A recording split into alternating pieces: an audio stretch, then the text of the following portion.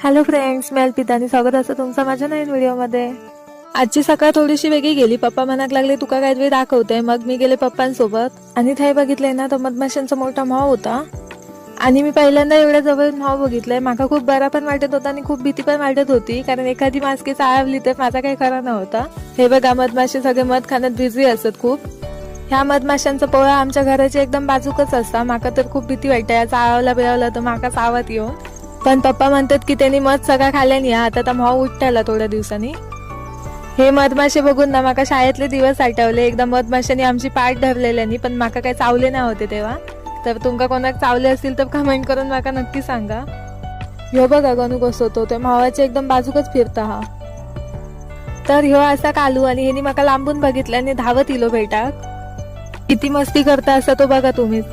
तर त्या झाला असा ना की माव बघता बघता माझं 1 तास कधी गेलो माका कळलाच नाही आणि माझी अंघोळ बिंगोळ तशीच रवली। त्या बघा चुलीकडे येऊन बघितले तर आग पण विझाली, आता पाणी पण तापला नसताला। पाणी तापलं तसं लगेचच अंघोळ करून घेतलंय, त्यानंतर देवपूजा पण केलंय। गणू मनूची काय वेगळीच मजा असा, थोडं वेळ खेळली आणि पुन्हा येऊन झोपली। आज नाश्ता वगैरे कायच करूक नाही, पहिल्या आधी जेवण बनवून घेतलंय। पहिली आधी शेवयाची खीर बनवून घेतलंय, आता तिखट डाळ घालते डायरेक्ट कुकरात फोडणे।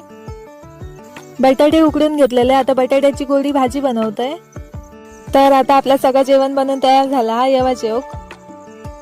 काल माका बाजूच्या काकांनी सांगितलेले तुळशी काढून ठेव, त्यांना कशाक तरी पूजे हवे होते।